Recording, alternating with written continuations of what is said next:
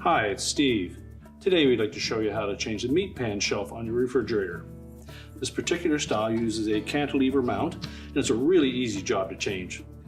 Let me show you how we do it. So to replace this part, we're simply going to open the refrigerator up. We'll remove any items that may be in that meat pan, slide it out of the shelf and just set it aside. Then just lift up on that shelf at the front, tilt it up, and pull it away from the cantilever brackets at the back. We can then discard the old shelf. Now if yours is broken, you'll want to vacuum up any glass that may be in there. We can remove these stickers on the new one, and then we'll hook the top hooks into the cantilever rails at the back first. Make sure they're properly engaged. Tilt it down, make sure it's locked in place.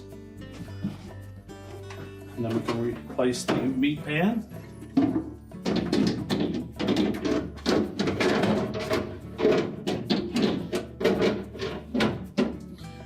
And to prolong the life of those shelves, if you're washing them, at least allow them to come up to room temperature before you immerse them in any warm water.